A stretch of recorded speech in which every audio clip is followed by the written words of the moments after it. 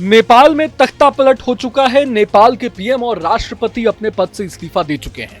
मंत्रियों को तो नेपाल के जेन जी आंदोलनकारियों ने दौड़ा दौड़ा कर पीटा है।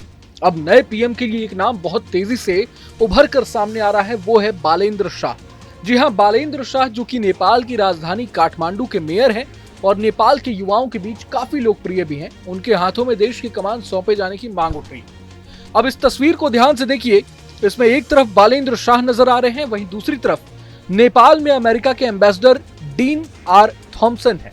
साल 2022 के दिसंबर की यह तस्वीर है जब बालेंद्र शाह ने थॉम्सन से मुलाकात की थी। बैठक में राजदूत थॉम्सन ने कहा था कि काठमांडू के मेयर का अमेरिका के विभिन्न शहरों के साथ सहयोगी संबंध है और वो शहरों और उनके नागरिकों के बीच स्थायी संबंधों के लिए प्रतिबद्ध है।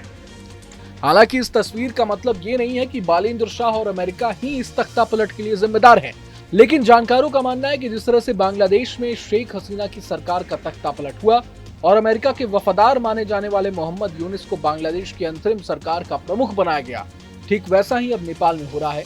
और केपी ओली शर्मा की सरकार को उखाड़ फेंकने के लिए काठमांडू के मेयर बालेंद्र शाह को अमेरिका ने मोहरा बनाया। बालेंद्र नेपाल में युवाओं के बीच खासे लोकप्रिय हैं। यही वजह है कि वो किसी भी अन्य मेयर से अलग हैं और जहां ज्यादातर मेयर अपनी नगर पालिकाओं से आगे शायद ही कभी ध्यान दे पाते हैं, वहीं ये शख्स नेपाल की इस बड़े आंदोलन के केंद्र में आ खड़ा हुआ है। मीडिया रिपोर्ट्स के मुताबिक बालेंद्र के कद और प्रभाव का अंदाजा इसी बात से लगाया जा सकता है कि टाइम मैगजीन ने उन्हें 2023 की अपनी शीर्ष 100 शख्सियतों की सूची में शामिल किया था।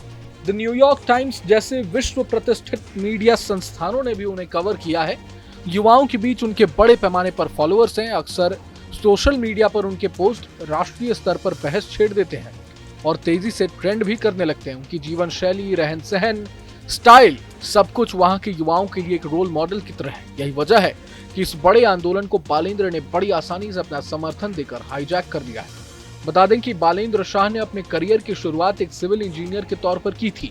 फिर उन्होंने रैपर के रूप में अपनी किस्मत आजमाई। इसके बाद उन्होंने राजनीति में आने का फैसला किया और काठमांडू के मेयर पद के लिए चुनाव लड़ा और जीत भी गए। राजनीति में उनका अप्रत्याशित उछाल, युवाओं के बीच लोकप्रियता और पारंपरिक राजनीतिक दलों से नेपाली युवाओं का बढ़ते मोहभंग ने बालेंद्र को नायक बना दिया। बालेंद्र ने इस पूरे आंदोलन को अपना समर्थन दे रखा है। ऐसे में उन्हें अपने हीरो के तौर पर युवाओं ने पेश किया है। अब देखना ये दिलचस्प होगा कि क्या बालेंद्र शाह ही नेपाल के अगले प्रधानमंत्री बनते हैं। क्या नेपाल की कमान उनके ही हाथों में आती है।